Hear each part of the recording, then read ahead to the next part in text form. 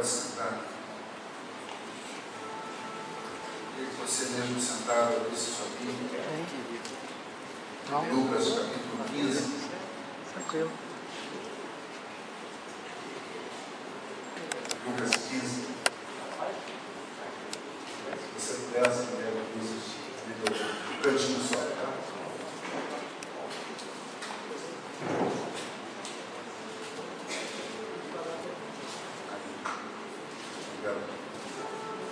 Lucas capítulo 15, a partir do versículo 11.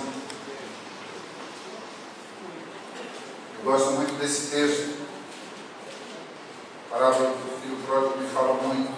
Existem muitas verdades que estão aqui, escondidas, que são importantes para a nossa vida.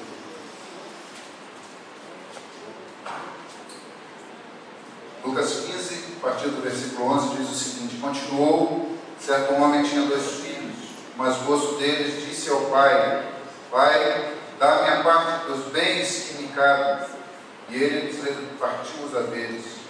Passados não muitos dias, o filho mais moço, ajuntando tudo o que era seu, partiu para uma terra distante e lá dissipou todos os seus bens, vivendo dissolutamente.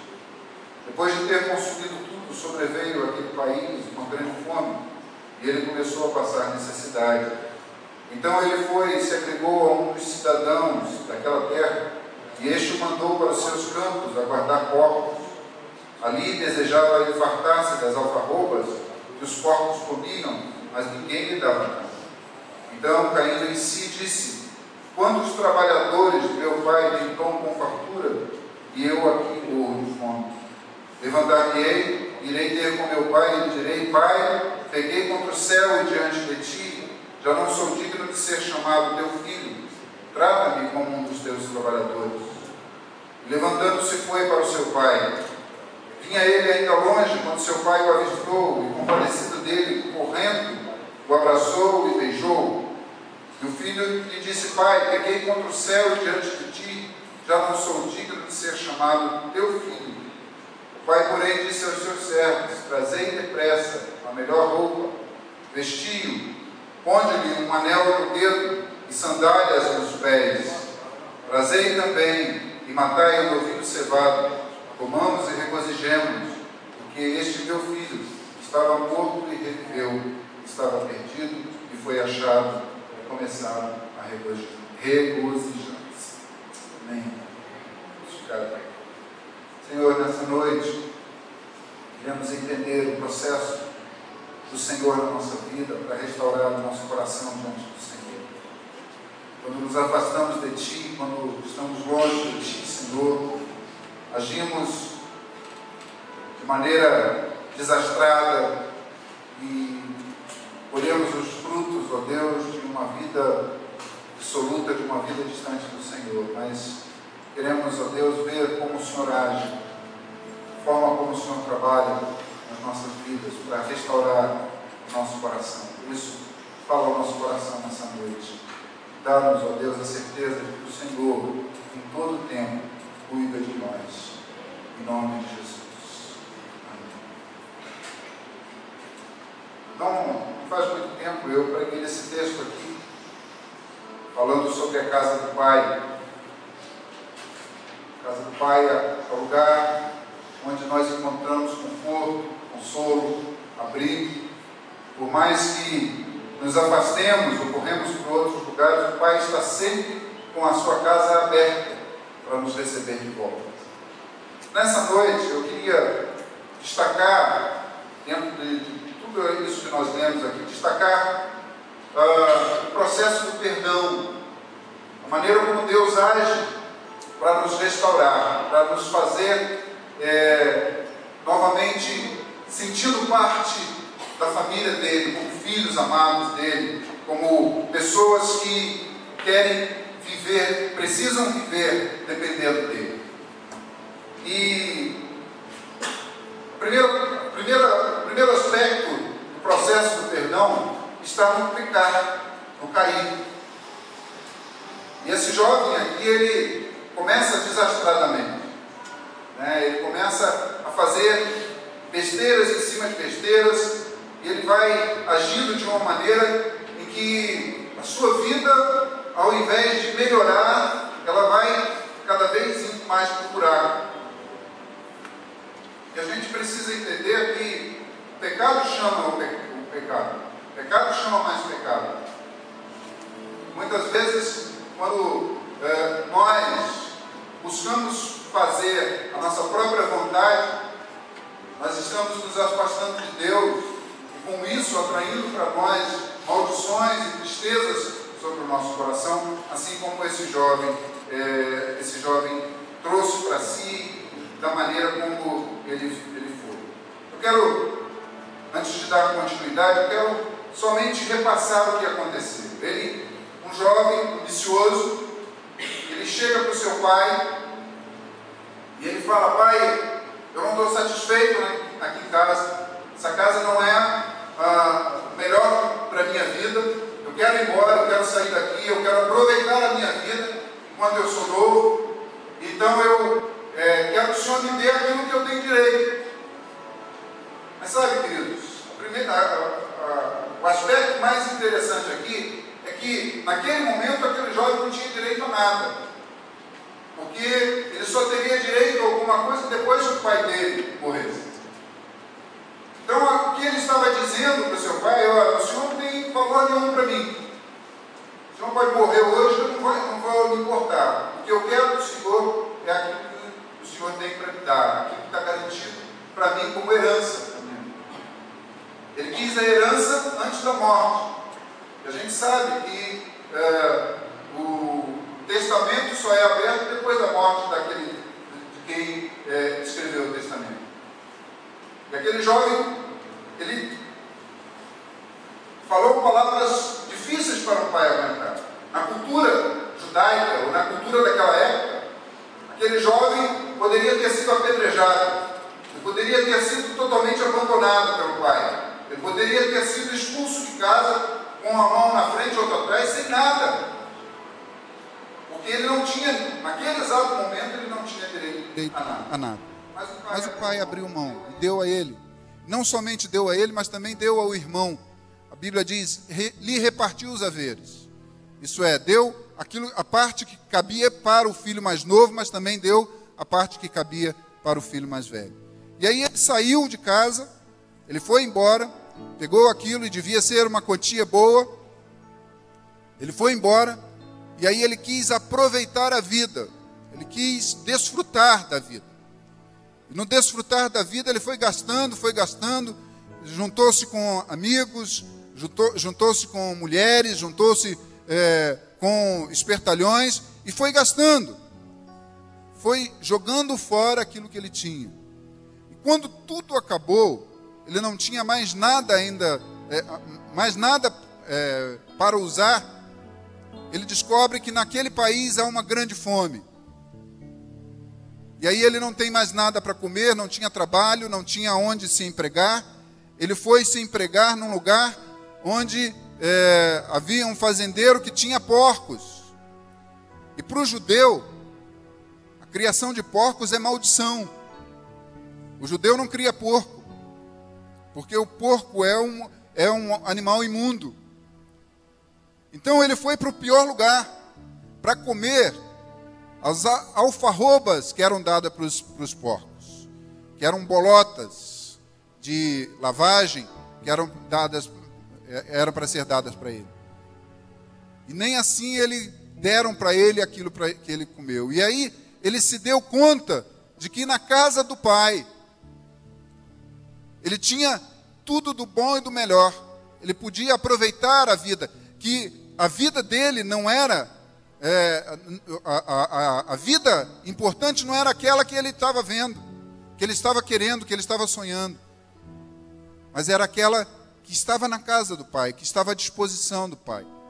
E aí ele resolve voltar para o pai, e ele resolve para se colocar como servo, como alguém de menor valor. E o pai o recebe, não recebe como servo, não recebe como escravo, mas recebe como filho, e restaura toda a posição dele. Amém, queridos? Essa é a história. essa história. Mas nós queremos hoje conversar um pouquinho a respeito desse processo mais detalhadamente. E eu vou escolher um voluntário para me ajudar a contar essa história aqui, tá? Eu vou chamar o Mário aqui, para vir aqui, ele vai me ajudar a contar essa história de uma maneira bem visual. Ele é voluntário aqui, né? Amém, Mário? Vocês viram que eu armei uma mesa ali, tem algumas coisas. Mário, se você quiser pegar uma cadeira, porque algumas coisas, um momento pode. Um momento você vai ficar em pé, outro momento vai ficar sentado. Então presta atenção. O primeiro aspecto do processo do perdão começa com o erro. Nós vamos detalhar alguns erros aqui, alguns erros que esse jovem cometeu. O primeiro grande erro, e aí você presta atenção ao que eu vou fazer. O primeiro grande erro foi viver no controle da sua própria vida, querer viver no controle da sua própria vida. O Mário vai vestir esse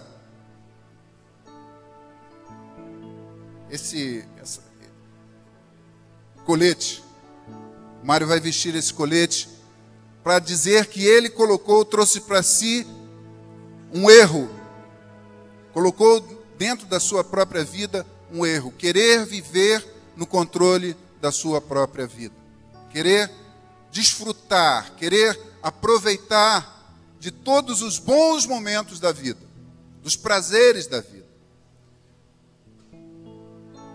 Eu tenho filhos jovens e às vezes eu fico preocupado com o olhar que eles têm para a vida.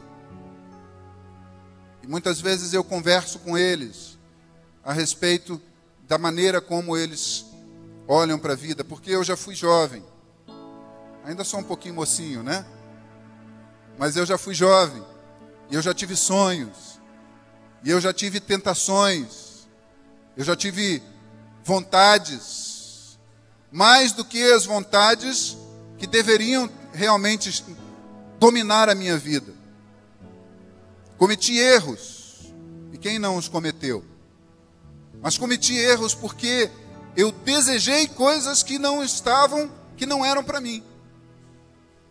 E o que esse jovem fez, em primeiro lugar, era tirar o domínio, tirar a autoridade que havia sobre a vida dele.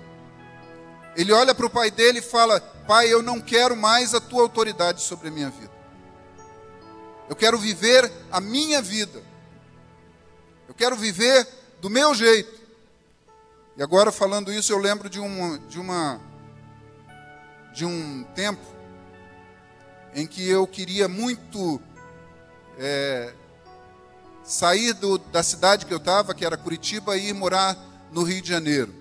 Morava em Curitiba nessa época, com 18 anos, naquele momento e eu queria, assim, tinha uma fascinação por ir morar no Rio de Janeiro, queria voltar para o Rio de Janeiro a todo custo.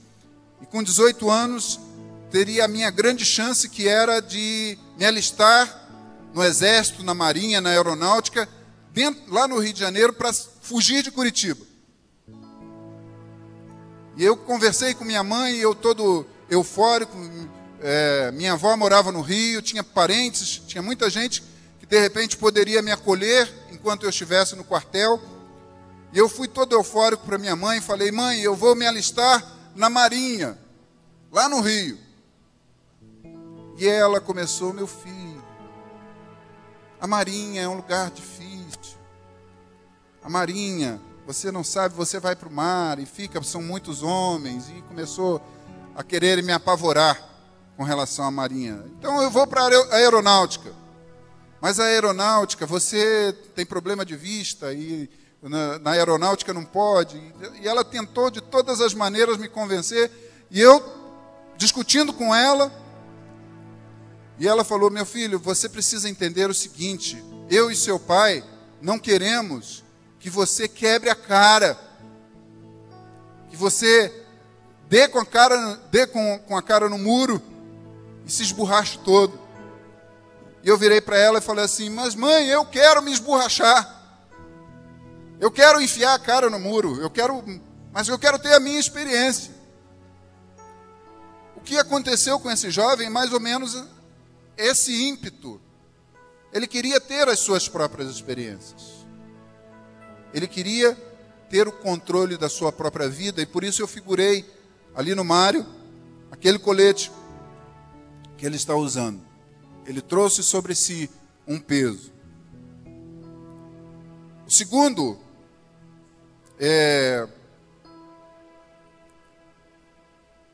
peso que ele trouxe sobre ele, e que o texto fala, foi de uma vida dissoluta, uma vida devassa. Muitos jovens pensam que aproveitar a vida é fazer de tudo que é proibido. Ainda tem aquela história, né, de dizer que aquilo que é proibido é mais gostoso. Eu quero dizer, eu já disse isso algumas vezes, eu quero dizer mais uma vez, o pecado tem aparência de coisa gostosa. Não existe uma tentação que não seja agradável. Lembra lá do Éden? Quando a serpente convence a Eva a comer da fruta, ela olha para a fruta e vê que ela tem uma boa aparência. Era uma fruta agradável para se comer. Então, ele traz sobre si o peso de uma vida dissoluta. E o Mário vai vestir mais uma camisa aqui. Vai colocar mais um colete aqui. Porque ele vai acumulando sobre a vida dele os pesos e os pecados, a vida dissoluta. Ele quer viver a sua própria vontade, sem autoridade sobre a vida dele. O pai já não estava mais olhando por ele. O pai já não tinha mais domínio. Então, ele podia dormir a hora que ele quisesse, ele podia fazer o que ele quisesse, ele tinha dinheiro para gastar, ele tinha amigos, ele tinha pessoas que estavam ao redor dele. E aí eu me lembro de quantos jovens entram nas drogas por causa dos amigos,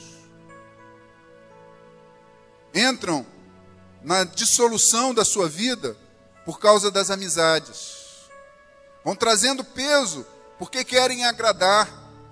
E aí eu me lembro da minha juventude também, lá em Curitiba,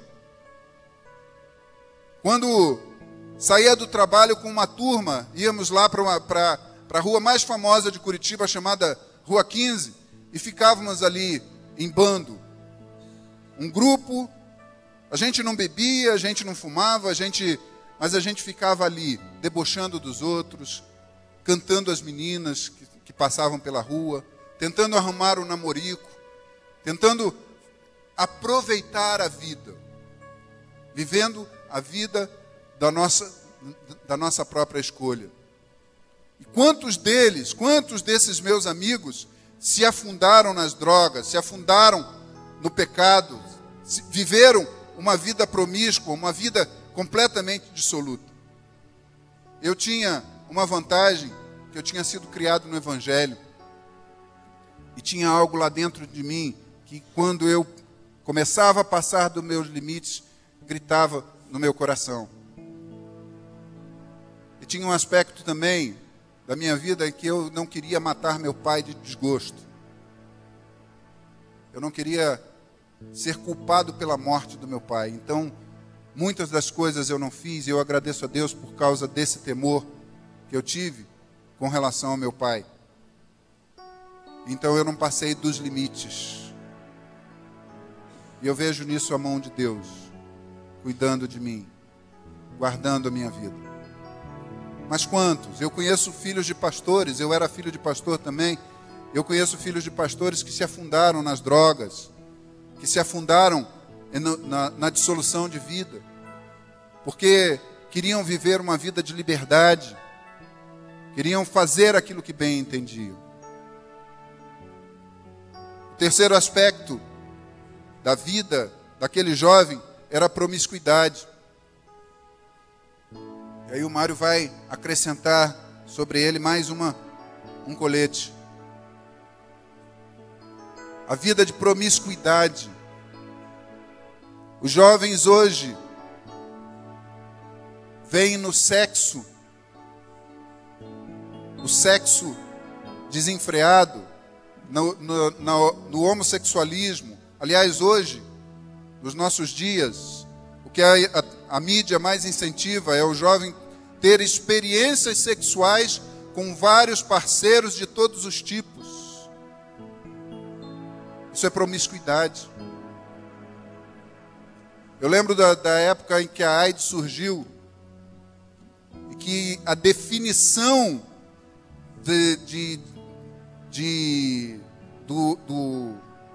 da pessoa que contraía a AIDS era alguém que vivia uma vida promíscua, uma vida de promiscuidade. O sexo era a razão de ser. Quantos casamentos foram rompidos, se arrebentaram, porque os homens e as mulheres viviam em promiscuidade? Quantas vidas se perderam por causa da promiscuidade?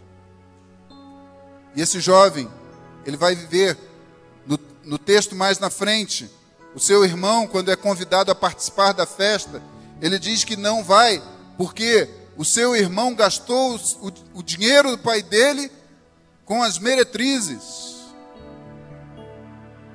Viveu uma vida de promiscuidade. Aproveitou ao máximo a sua vida e não tinha mais nada de valor na sua vida. Foi lançando sobre ele peso sobre peso. Eu queria incluir aqui também um outro peso, o quarto peso, que foi o peso do consumismo. Aquele jovem foi gastando, ele tinha. Mas hoje em dia, queridos, muitos de nós temos gastado aquilo que não temos. Muitos de nós temos usado o cartão de crédito e o crediário e os empréstimos. Muitos estamos enrolados em dívidas por conta do consumismo. Esse é um pecado que está aqui na vida desse jovem. Lá ele não tinha cartão de crédito, mas ele tinha a herança que ele havia recebido. A herança adiantada que ele havia recebido, ele trouxe para si e ele foi gastando. Com certeza ele emprestou para gente que não devolveu, que não pagou de volta. Com certeza ele usou em jogos, em comprar coisas desnecessárias. Se você tem o canal da NET, você vai encontrar ali vários canais que oferecem para você coisas que você não tem nenhuma necessidade na sua casa. Não é verdade? E a mensagem é: compre, compre, compre.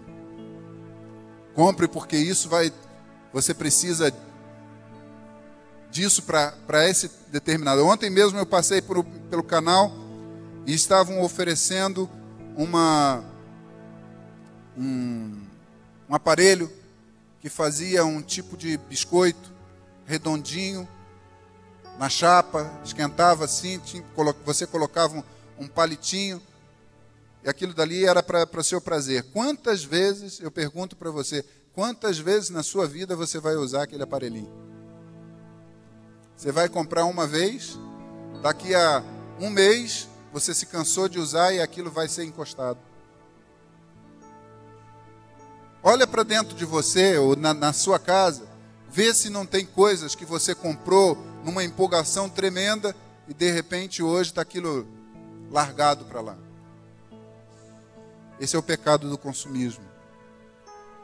E aquele jovem consumiu, jogou fora, gastou. Nós temos falado aqui na igreja, nos domingos, no momento de ofertas, sobre mordomia. E a mordomia é justamente cuidar bem daquilo que Deus coloca nas nossas mãos. Ser um bom mordomo é ter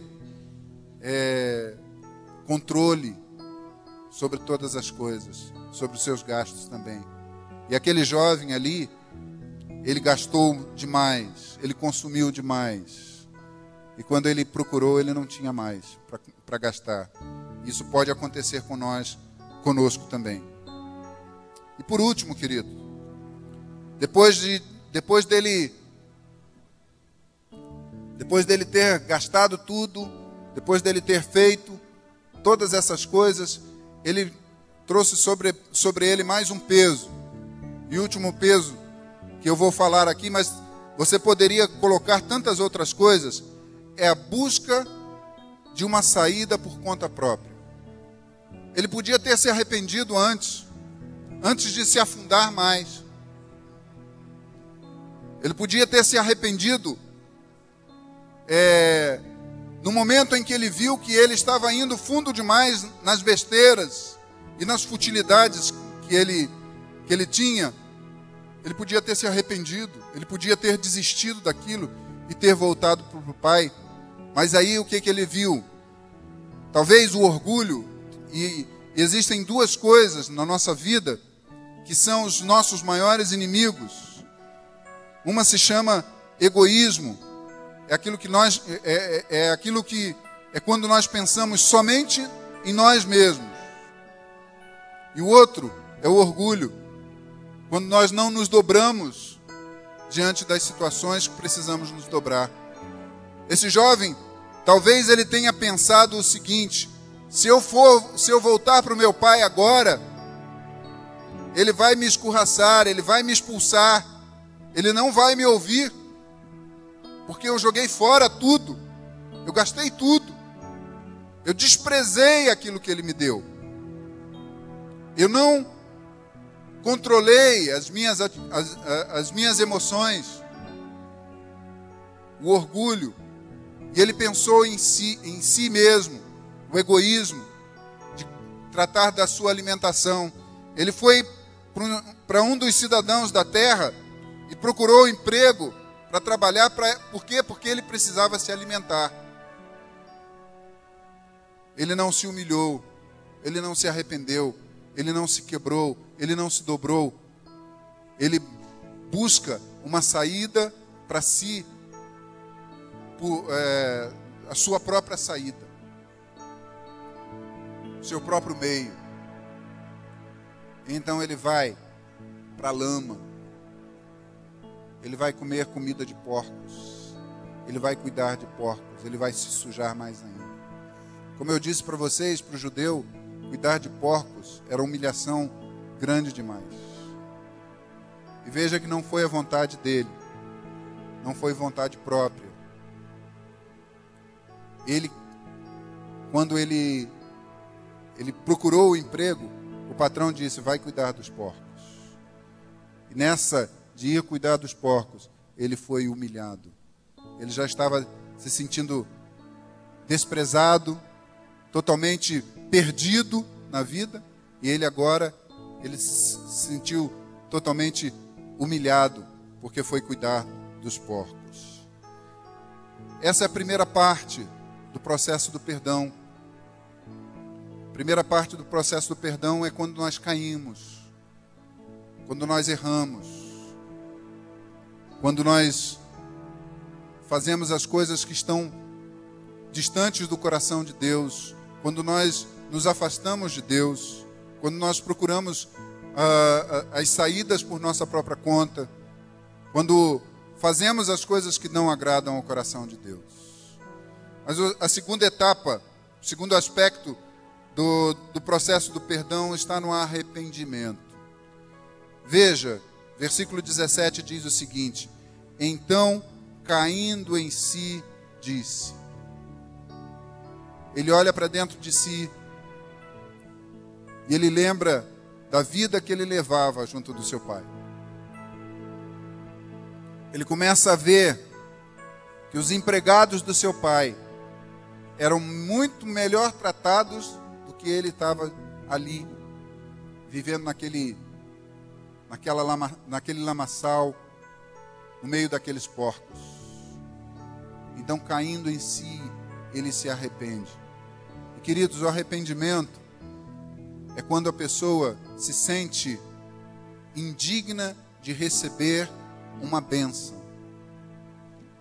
Arrependimento é quando a pessoa vê os erros que cometeu, se sente e se vê como alguém que não tem direito a nada. O que esse jovem faz é justamente isso. Ele cai em si e ele começa a dizer: eu vou ao meu pai e vou dizer: pai, trata-me como um dos teus servos. Não me trata como filho. Trata-me como um dos teus servos. Mas como é que aquele jovem o que aquele jovem tem que fazer para poder ver restaurada a sua situação? Ele precisa sair do lugar que ele está e ir em direção à fonte de bênção da vida dele. Meu querido, quando nós estamos prostrados, quando nós estamos caídos, quando nós caminhamos em pecado, caminhamos em erro, o que nós precisamos fazer é justamente nos arrepender, é voltar para dentro de nós mesmos e nos ver como indignos da bênção de Deus, da manifestação de Deus na nossa vida. Olhar para dentro de nós como causadores de uma tremenda tristeza no coração de Deus.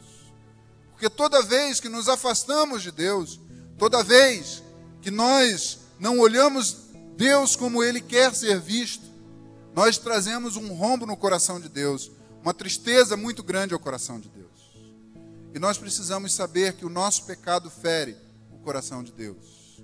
Todo o desprezo que nós damos a Ele, toda a desobediência, toda vez que queremos andar por nossa própria conta, satisfazer o nosso ego, nós entristecemos o coração de Deus e nos afastamos dele. Mas quando nos arrependemos, quando olhamos para dentro de nós começamos um passo positivo em busca, em direção ao melhor de Deus para a nossa vida, a restauração de Deus da nossa situação com Ele. E aquele jovem sai dali e ele inicia o terceiro passo do processo do perdão. Ele vai em busca do Pai. Não adianta somente a gente olhar para nós mesmos e nos vermos como indignos, mas nós precisamos sair da nossa posição e irmos buscar o Pai. Aquele jovem, eu acredito que aquele jovem tenha saído daquele lugar sujo, imundo. E ele foi pelo caminho pensando: como será que o meu pai vai me receber? Como será que ele vai me ver? Eu vou chegar fedendo a porcos, eu vou chegar imundo, com essa roupa que eu estou, e como será que o meu pai vai me ver? E a Bíblia diz que quando ele estava chegando, o pai levantou os olhos e viu que ele vinha pelo caminho, e correu em direção a ele, e o abraçou, e o beijou. Os olhos de Deus sobre a nossa vida, queridos, são os olhos perdoadores, acolhedores. Deus, quando nos vê, Ele quer ver o nosso bem, a nossa alegria, a nossa satisfação.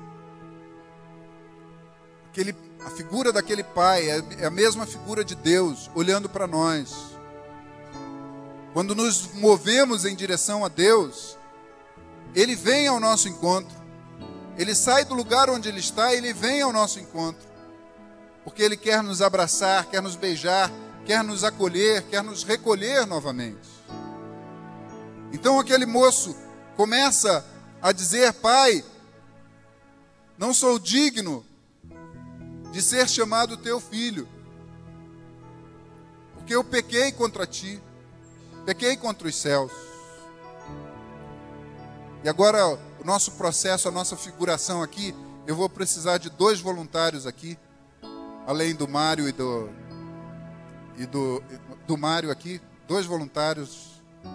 Vamos lá, Serjão, você é um voluntário. Vamos lá, Daniel, você também é voluntário.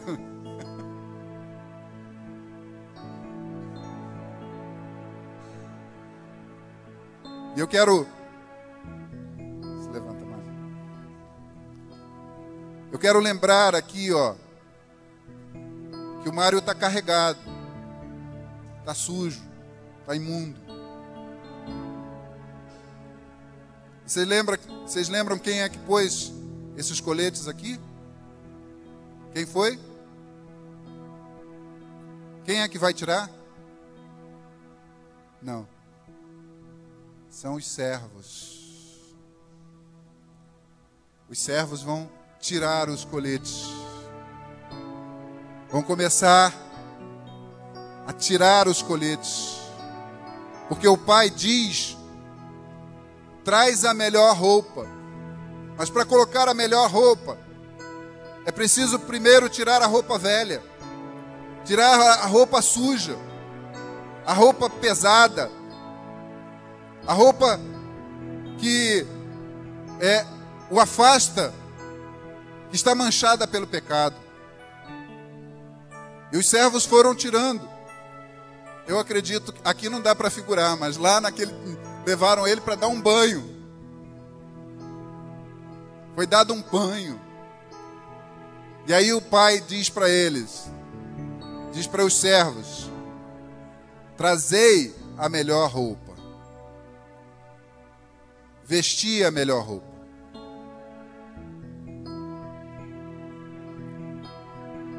E são os servos que colocam a roupa. Lembram? Quem trouxe as vestimentas de peso? Mas quem veste o filho para a restauração são os servos de Deus. Também disse para eles: põe uma sandália nos pés. E Mário, você vai ter que tirar o seu sapato aí agora,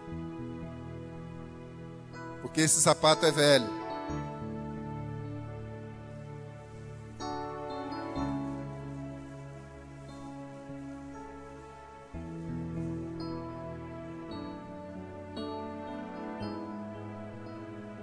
Precisa sentar, porque eles vão colocar as sandálias.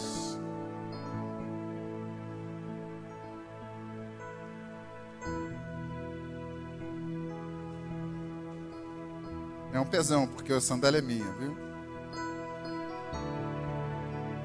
E ainda disse assim: põe um anel no dedo.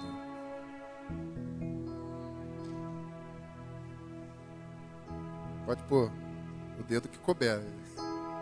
Põe um anel no dedo. Queridos, sabe o que significa isso? Restauração plena. Ele não foi restaurado à posição de servo, ele foi restaurado à posição de filho. Quando Deus nos perdoa, Ele nos purifica, Ele nos limpa, Ele nos dá vestes puras, vestes novas, vestes restauradas. Ele tira os sapatos que nos levaram por caminhos distantes de Deus, por caminhos desviados de Deus, e nos coloca uma sandália nova. E Ele nos dá um anel que identifica como filho, porque o pai, os servos do pai são tratados muito bem, mas o filho é tratado melhor ainda. Sabe, querido, essa figuração serve para nos fazer entender que nós nunca vamos ser tratados como servos. nós sempre vamos ser tratados como filhos. Se nós andarmos distantes de Deus, o Senhor vai estar sempre olhando para o caminho para nos trazer de volta, para nos resgatar. E o processo do perdão termina com a santificação, com a purificação e com a restauração da posição. Tu és meu filho, eu te gerei. Tu és o meu amado. Lembra quando Jesus foi batizado, o que o Senhor disse? Tu és o meu filho amado, em quem eu tenho prazer. Você não gostaria de ouvir isso? O Senhor te dizendo: tu és o meu filho amado, eu tenho em ti prazer.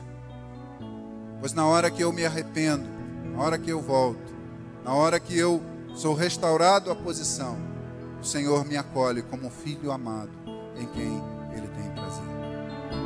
Amém, queridos? Muito obrigado, gente. Você pode tirar agora.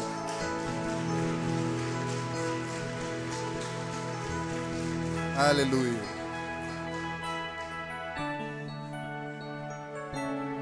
Para encerrar, eu quero lembrar aos amados a nossa posição, a posição que Deus nos dá.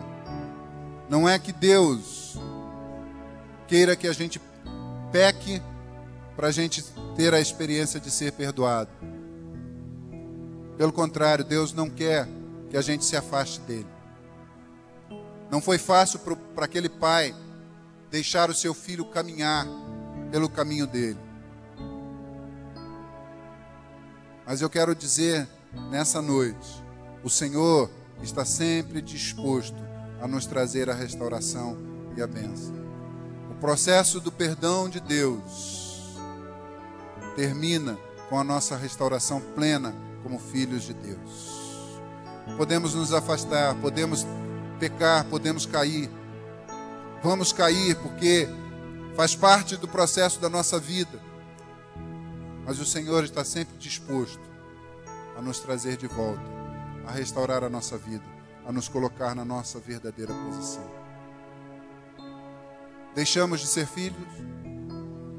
Aquele jovem deixou de ser filho? Em momento algum. Mesmo quando ele quis se considerar inferior a um filho, o pai disse para ele: não, você não é servo, você é filho. O texto até, é interessante que o texto até não deixa o garoto concluir. Ele não pode dizer: trata-me como um dos seus servos, porque o pai imediatamente corta e manda que os servos dele venham trazer a roupa nova, o anel e a sandália nos pés. Sabe, querido, eu não sei, com certeza, eu não sei o que você tem passado na sua vida, diante de Deus, nas suas lutas, mas Deus conhece. Eu sei que desde o primeiro ato desse culto aqui, o que ficou patente, o que ficou explícito aqui, é que Deus queria falar de perdão. Talvez para atingir uma pessoa só. Talvez para trazer consolo a um coração só. Mas é uma verdade que todos nós precisamos saber. Que o nosso Deus sempre vai nos olhar como filhos. E sempre vai nos acolher como filhos. Amém? Eu quero convidar você nessa noite a ter uma restauração plena diante de Deus. Eu quero convidar você nessa noite a cair em si, a ter um momento diante de Deus agora e ver aonde você tem errado, aonde você tem estado distante diante de Deus. Qual é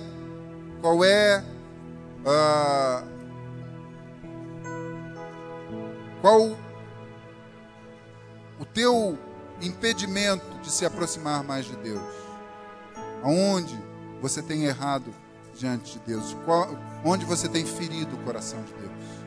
Ele nessa noite quer te restaurar e fazer com que você se sinta como filho novamente. Eu quero que você abaixe a sua cabeça agora. Tenha um momento com Deus.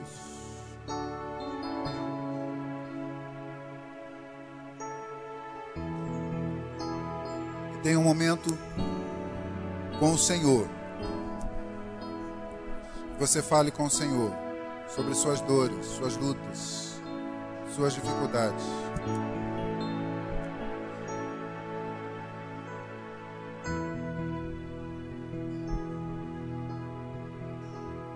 Você fale com o Senhor. Talvez exista algo no seu coração que seja algo resistente e que você não consegue se livrar. Mas o Senhor nessa noite quer que você saiba que há perdão para a sua vida, há perdão para o seu coração, há purificação de Deus na sua vida.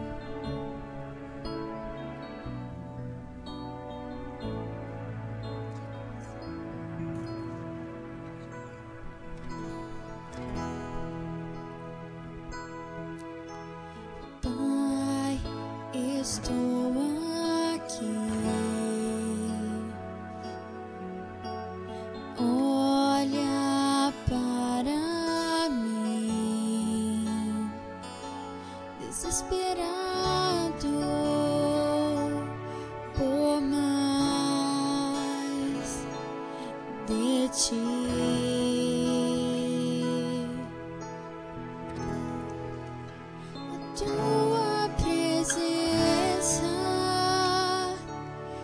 Sustento a tua palavra,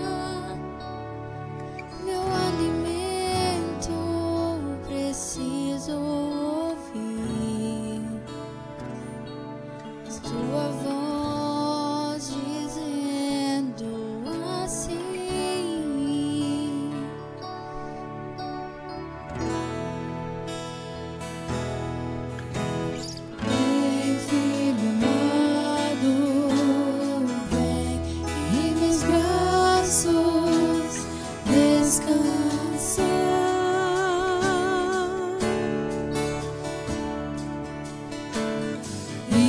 bem seguro te conduzirei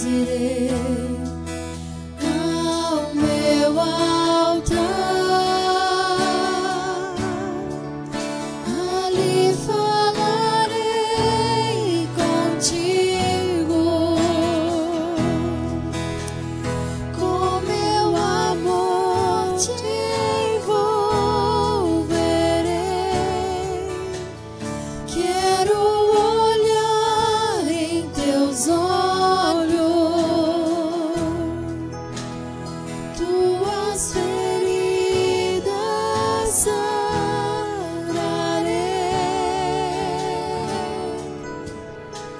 Vem, filho amado, vem como estás.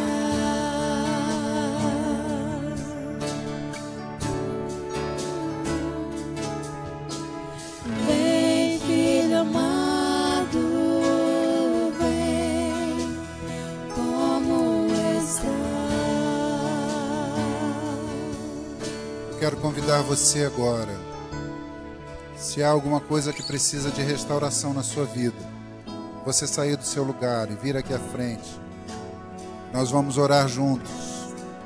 Nós vamos pedir ao Senhor: Senhor, muda o meu coração, traz a tua renovação, traz o teu perdão, traz a tua purificação.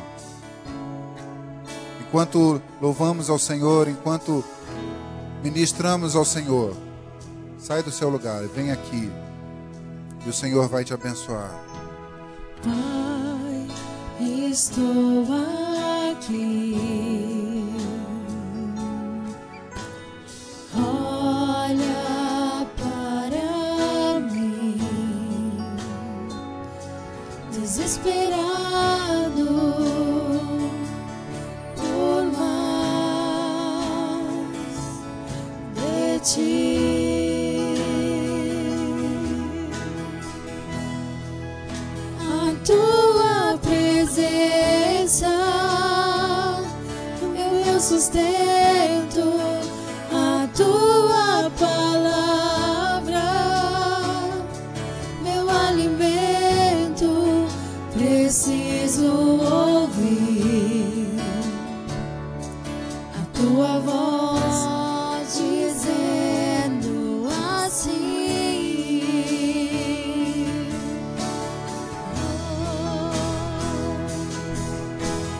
vem, filho amado, vem em meus braços, descansa.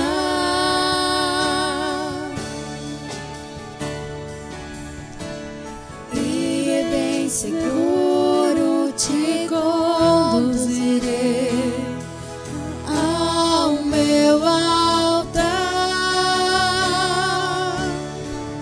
Ali falarei contigo, com meu amor te envolverei. Quero olhar em teus olhos,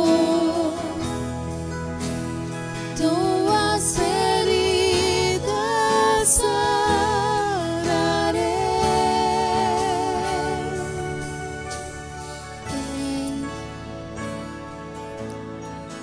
Vem, filho amado, vem, como está.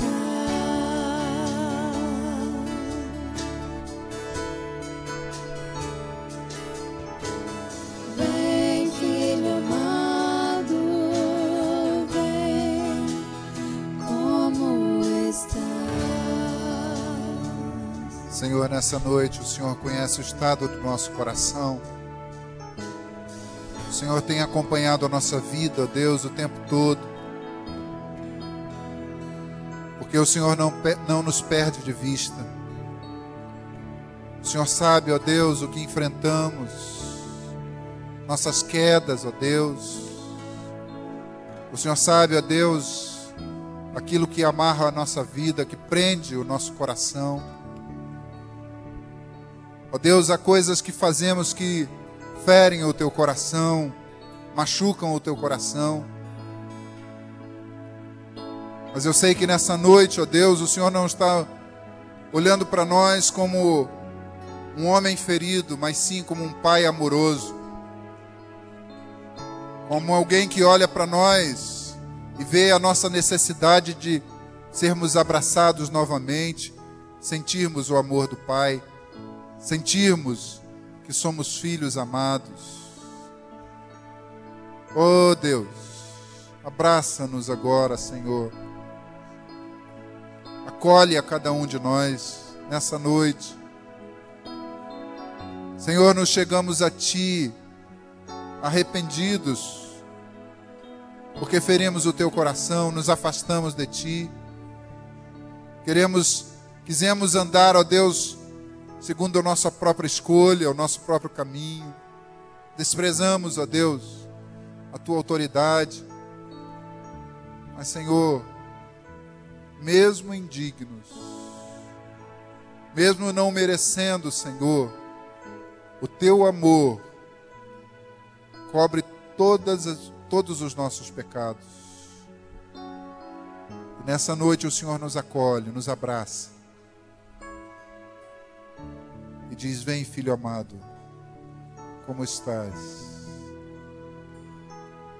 Vem, filho amado, porque hoje eu te perdoo e te restauro a posição de filho amado.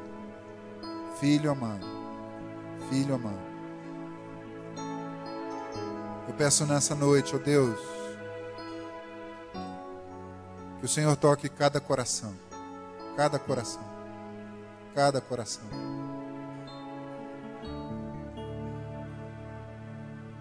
E que os teus servos sintam nessa noite, cada um de nós sinta o teu toque.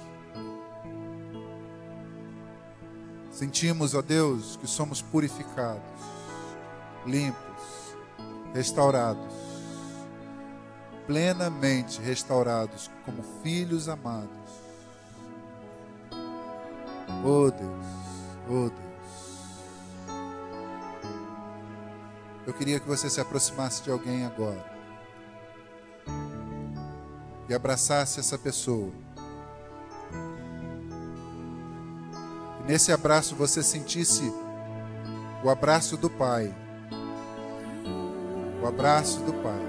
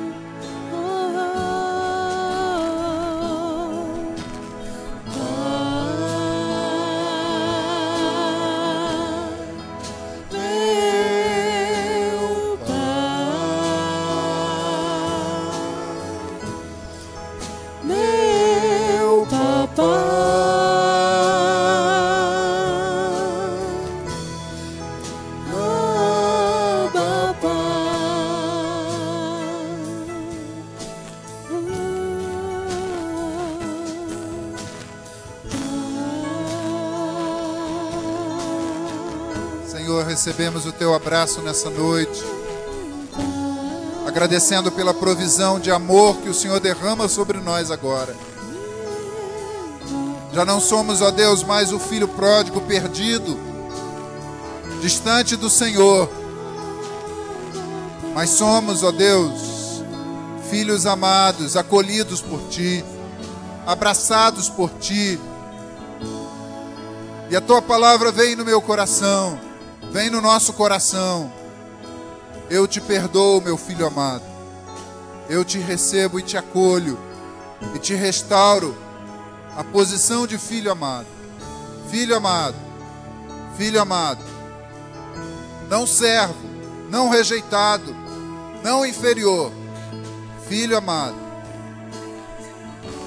Aleluia, aleluia, aleluia. Para finalizar aqui, querido, aquele jovem começou a história pedindo a parte da herança. E o pai lhe deu a parte da herança. Mas ao ser restaurado como filho amado, é restaurada também a herança que ele iria receber depois. Porque a herança de Deus não vai ser dada para nós quando Ele morrer, porque Deus não vai morrer.